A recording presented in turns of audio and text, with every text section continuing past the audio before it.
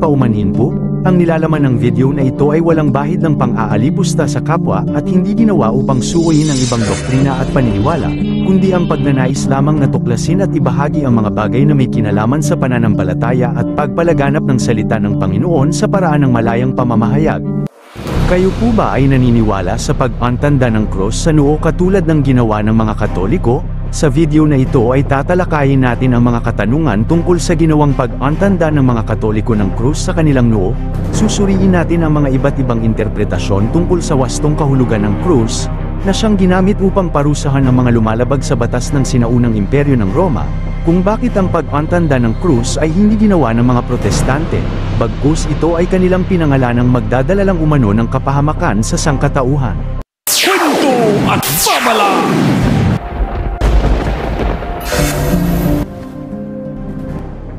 Ayon sa Iglesia ni Cristo, ang paggamit ng krus at pagsasagawa ng Sign of the Cross ay hindi itinuro ni Cristo at mga apostol noong unang siglo. Ito ay hango sa simbolo na ginamit umano ng mga pagano, at sa panahon ni Cristo ay ginamit bilang pang-torture, at sa parusang kamatayan. Ito ay marka na tinatanggap ng mga taong mapapahamak.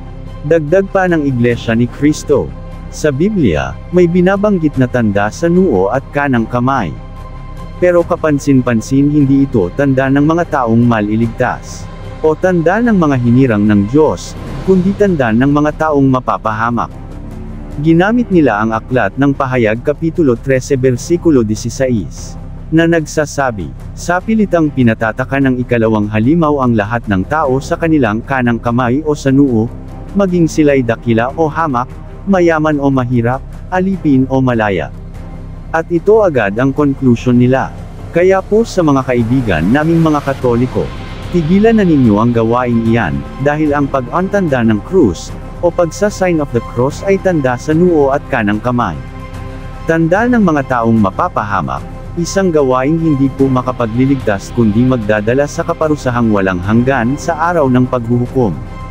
Ang pinakamaganda ay tuluyan na ninyong lisanin ang Iglesia Katolika, sapagkat sa relihiyong iyan natupad ang pagtalikod sa unang iglesia. At katuparan din ng taong may bilang na 666. Tiyak na walang kaligtasan ang sinumang kaanib dito.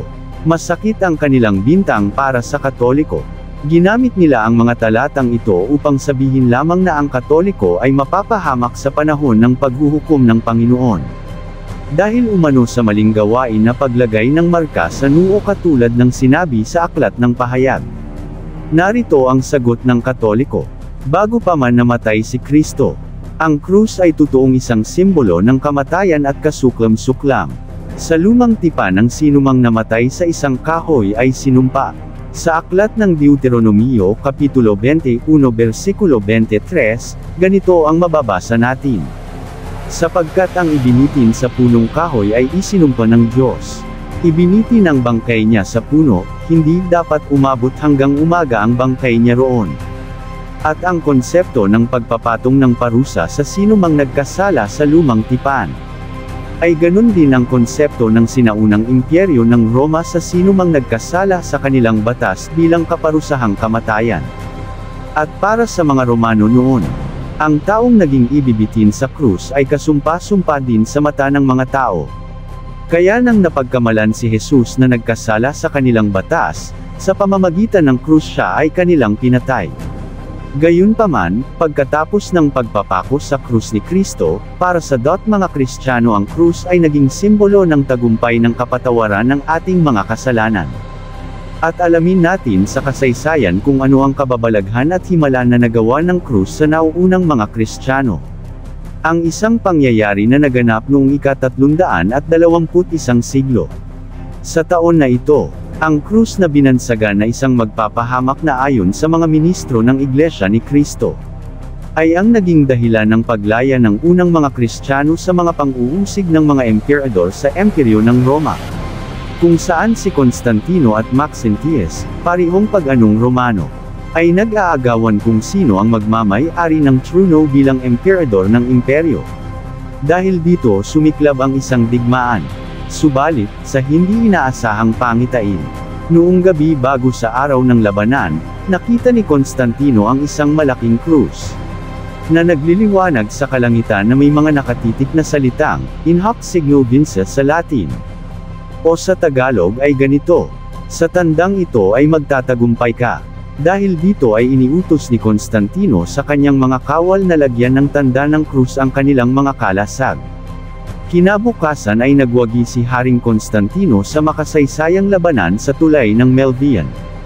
At nang nalalaman ni Constantino na ang nagmamay-ari ng simbolo ng krus ay ang mga Kristiyano, walang dalawang isip siya ay umanib bilang isang Katoliko, at mula noon ay pinalaya na niya ang mga Kristiyano sa kanyang nasasakupang imperyo ng Roma, at nagpatigil sa pag-uusig sa mga nauunang mga Katoliko, at isa itong halintulad sa panahon ng pagkaalipin ng mga Israelita sa kamay ng Ehipto, na pinalaya ng nag-iisang tagapagligtas na Panginoon sa pamamagitan ni Moses, at sa panahon ni Constantino ay sa pamamagitan ng tanda ng krus.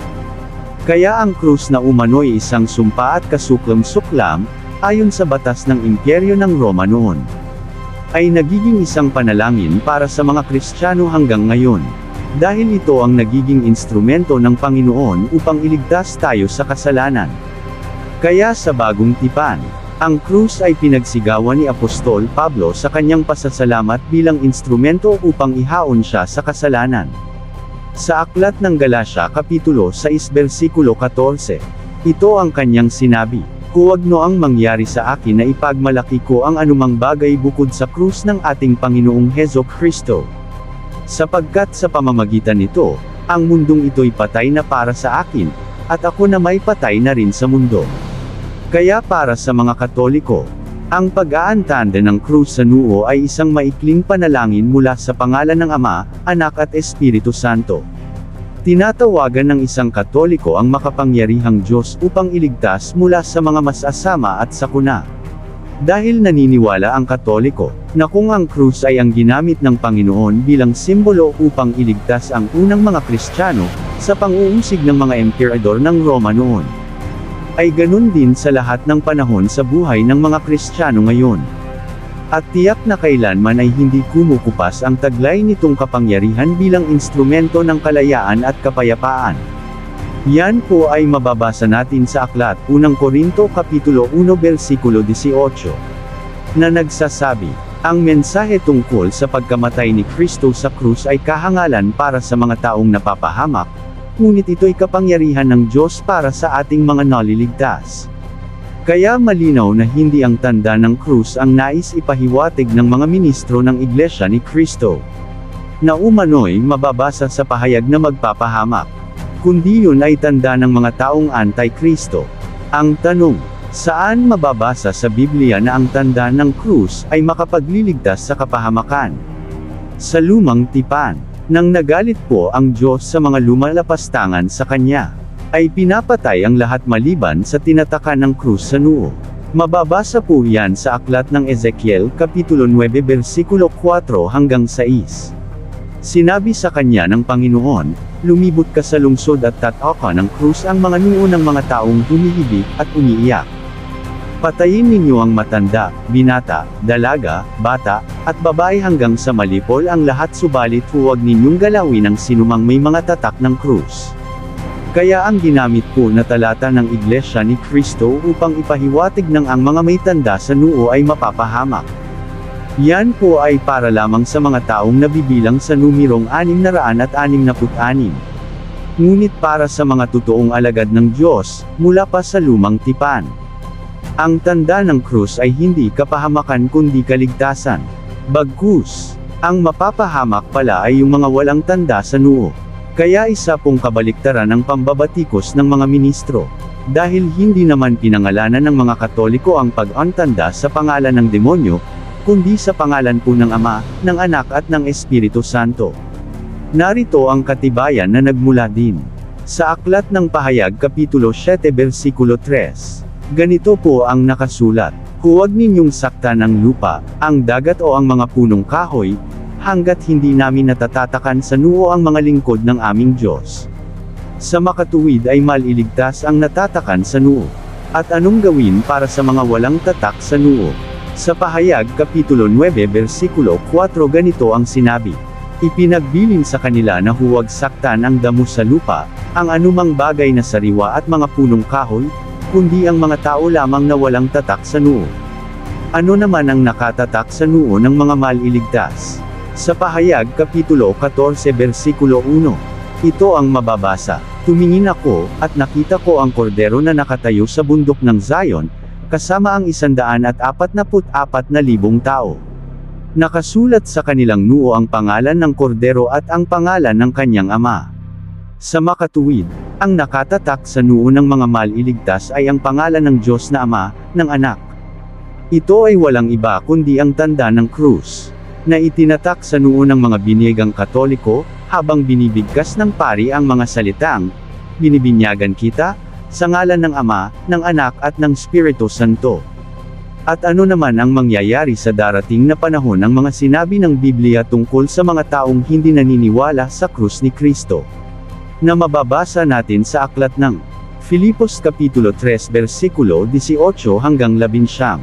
Ganito ang sinabi, "Sapagkat marami ang namumuhay bilang kaaway ng krus ni Kristo. Malimit ko itong sinasabi at inuulit ngayon ng may luha. Papunta sila sa kapahamakan. Malinaw na ang pangungutya ng mga ministro sa Katoliko na umano'y ang may tanda sa noo ay mapapahamak. At taliwas ito sa sinabi ni Apostol Pablo. Dahil ang sabi ng talata ay napaluha na lamang si Apostol Pablo nang sabihin niya, kung ano ang kapahamakan ang naghihintay sa mga taong kaaway sa krus ni Kristo. Napakalinaw po ang sinabi ni Apostol Pablo, na kung ayaw nating mapabilang sa mga mapapahamak, ay huwag nating kakalabanin ang krus ng Panginoon. At sundin natin ang pahayag ng Biblia sa paglalagay ng tanda ng Ama, ng Anak at ng Espiritu Santo. Sana po kahit kunti may napulot tayong aral sa video na ito. Ito po si Kuya Tem, ang inyong lingkod sa pangalan ng Ama, ng Anak, at ng Espiritu Santo. Maraming salamat po sa inyong panunood.